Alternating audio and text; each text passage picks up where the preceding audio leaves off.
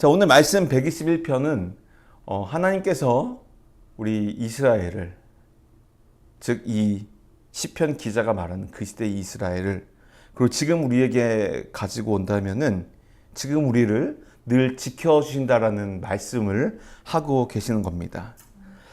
오늘 이 본문 말씀에 들어가기 전에 제가 한 가지 이야기를 하고자 합니다. 뭐냐면은 제가 좋아하는 영화예요.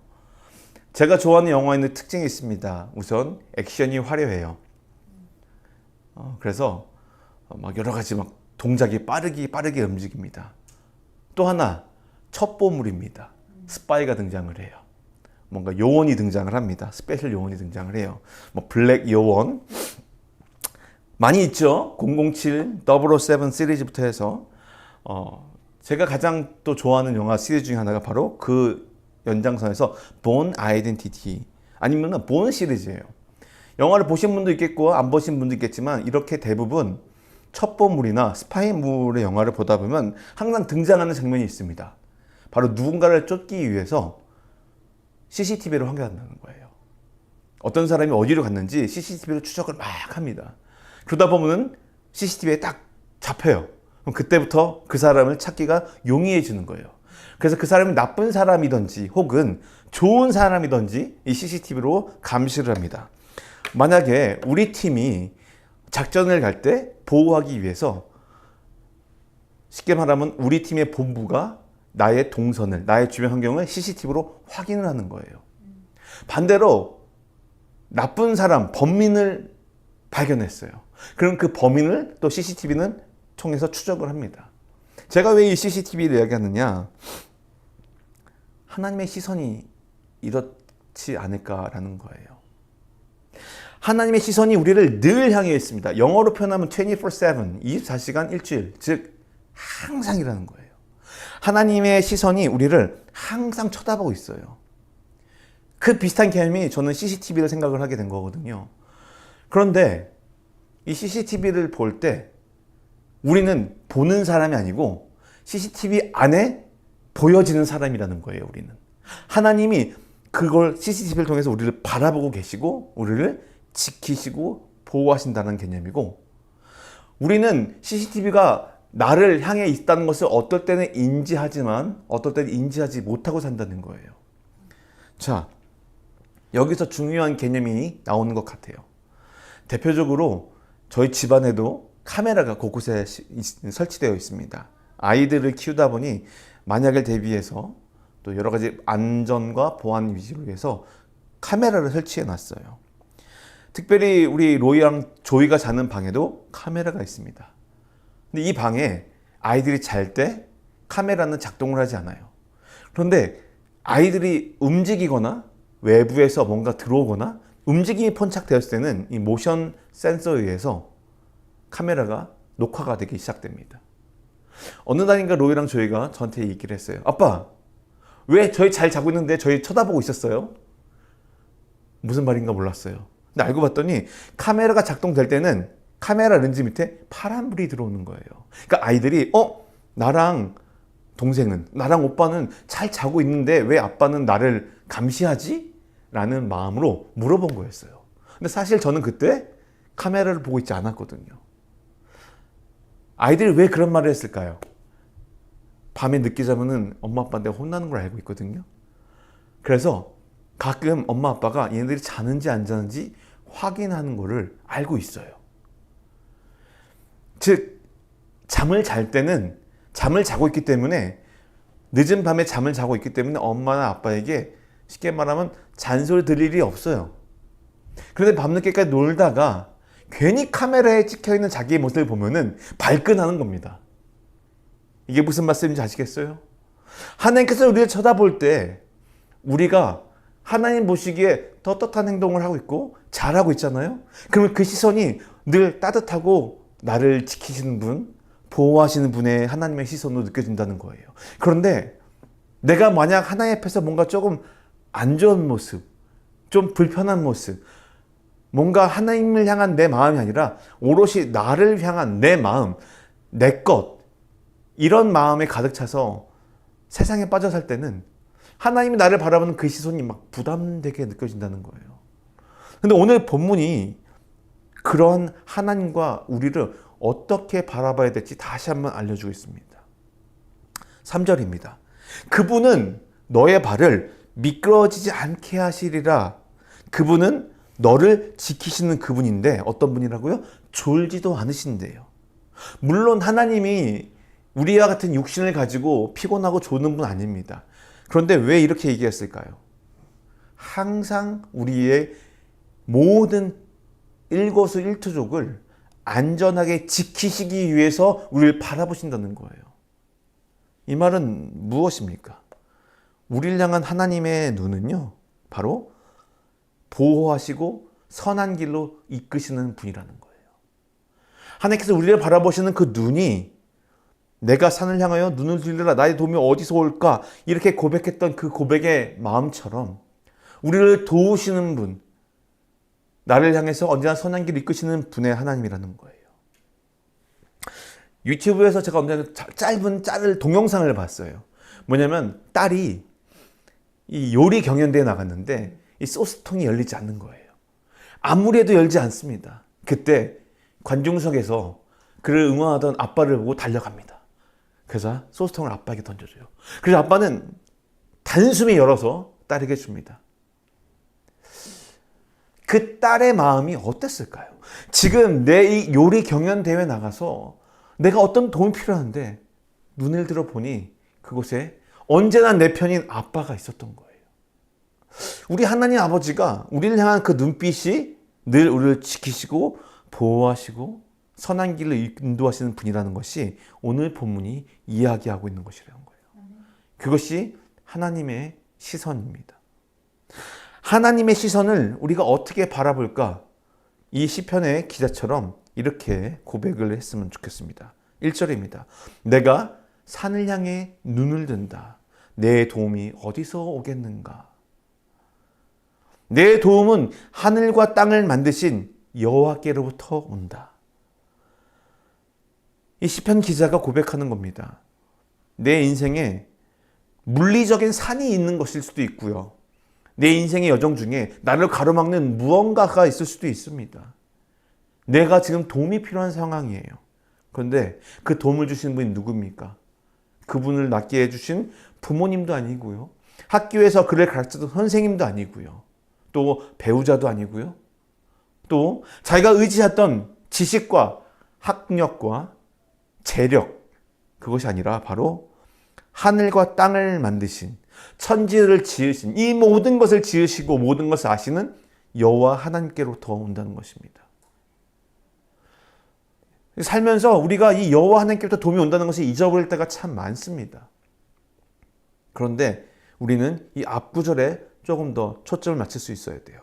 하늘과 땅을 만드시니에요.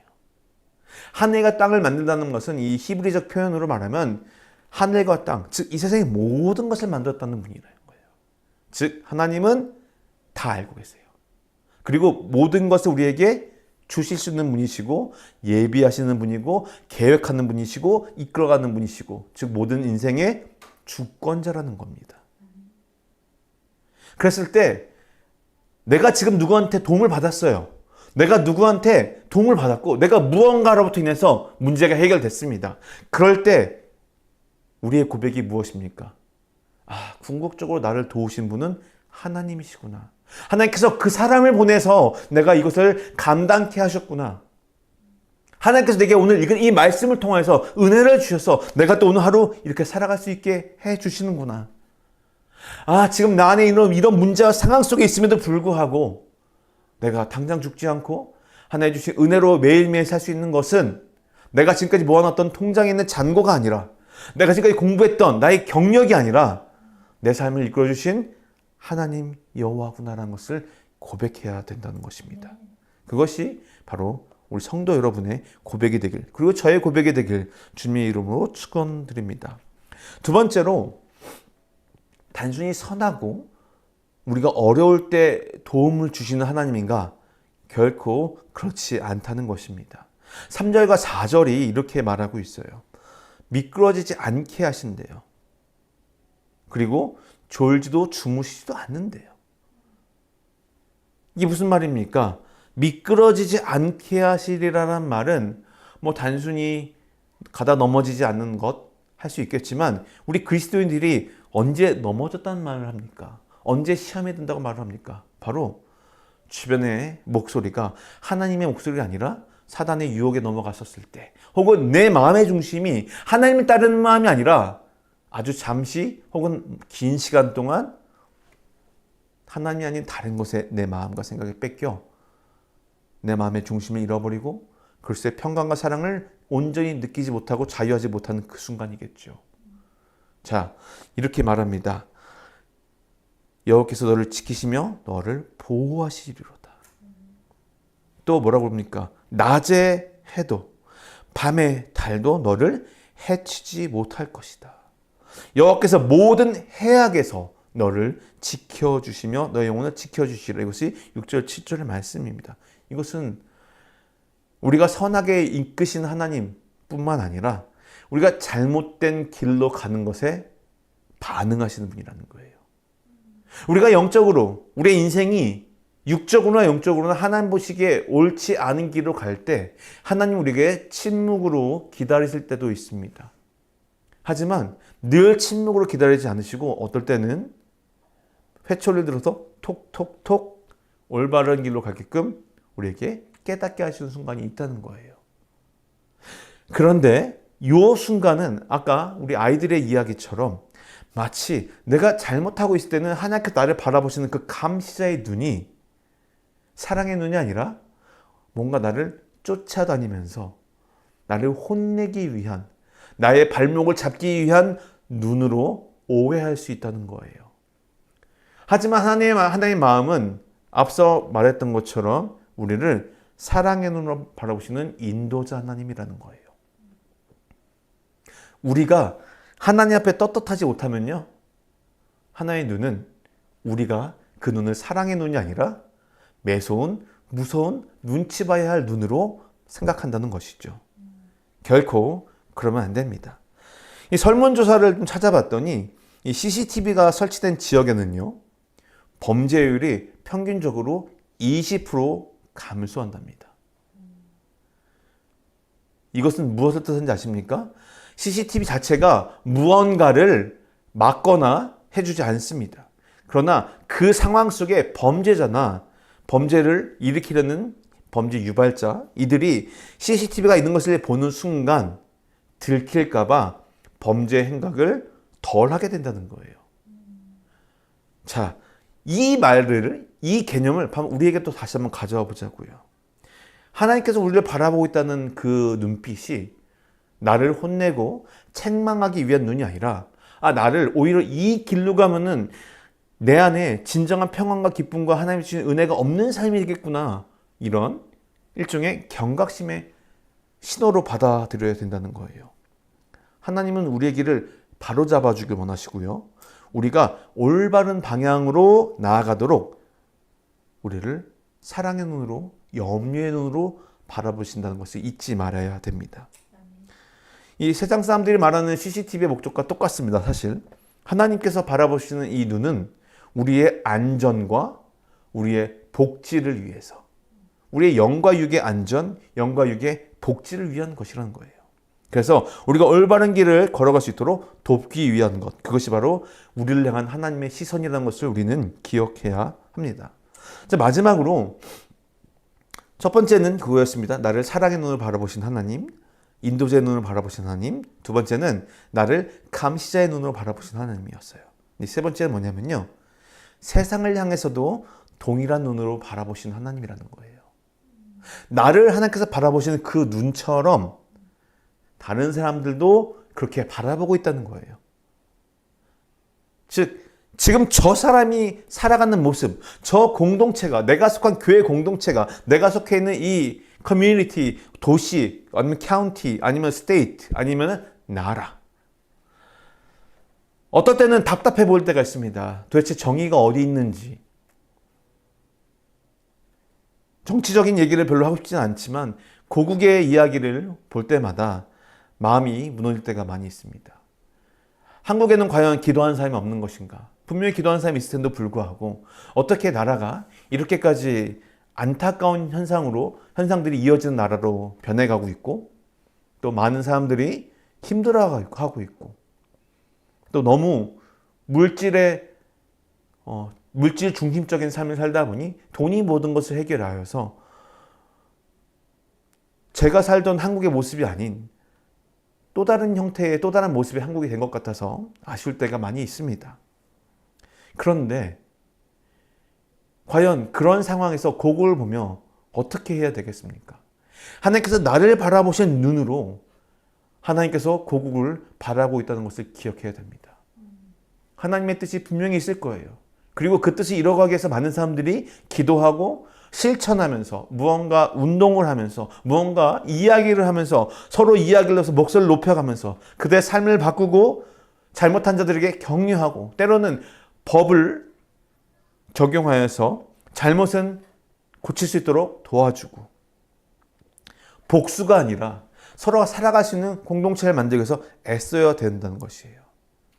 그런데 제가 왜 이 이야기를 하는가? 나뿐만 아니라 내 배우자, 내 가족, 교회 이런 국가 공동체에 안타까운 눈으로 바라만 보며 평가하고 비판하고 비난하는 눈으로만 가지고 있다는 것은 하나님의 눈을 우리가 잠시 잊고 있는 것일 수도 있다는 거예요. 하나님께서 지금 당장 불병거와 불마차를 보내서 심판하지 않으셨어요. 왜 그럴까요? 그러면 분명히 그 안에 뜻이 있다는 것입니다. 분명히 그 안에 뜻이 있다는 거예요.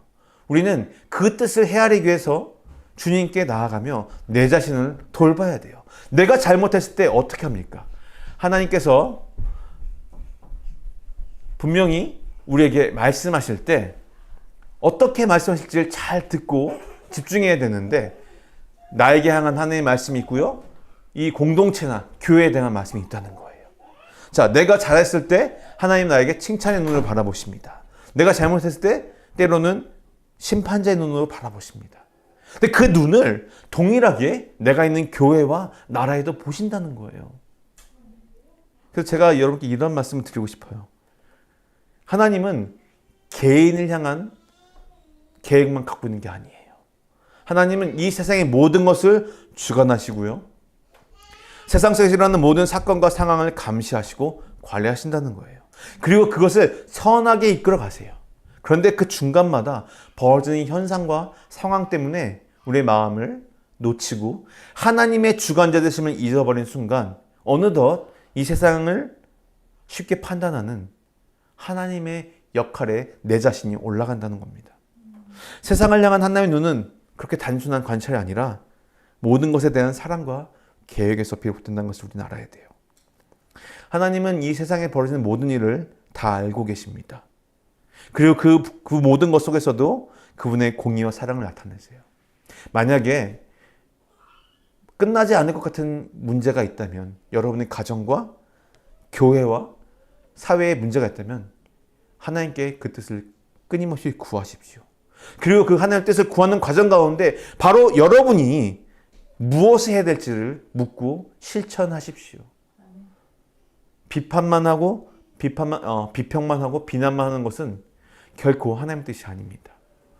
내가 만약에 사회적인 목소리를 내야 될 때면 내야 됩니다.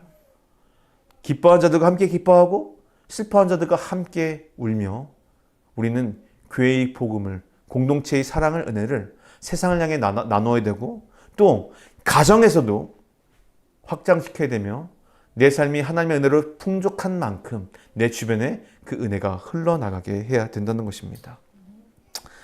결론입니다. 사랑하는 성도 여러분, 하나님은 1분 1초도 우리를 향해서 관심과 그 시선을 절대로 놓지 않으십니다.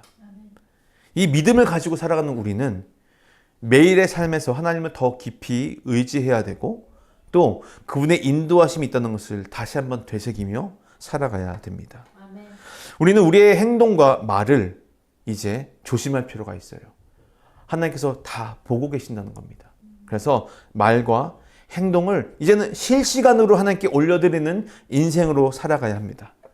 하나님께서 항상 우리를 지키시고 우리의 잘못된 길을 빠지지 않도록 감시하신다는 것 잊지 마십시오. 세상의 모든 것을 또한 주관하시며 인도하신다는 것을 기억하시고 절망과 아픔 속에 있지 마시고 모든 순간을 선하게 이끄시는 하나님을 잠잠히 기도와 인내로 말씀을 읽으시며 다시 한번 그 약속을 확인하시며 온전히 붙들고 나아가 하나님께서 주시는 그 매일의 은혜를 경험하시는 여러분 되시기를 주님의 이름으로 축원드립니다.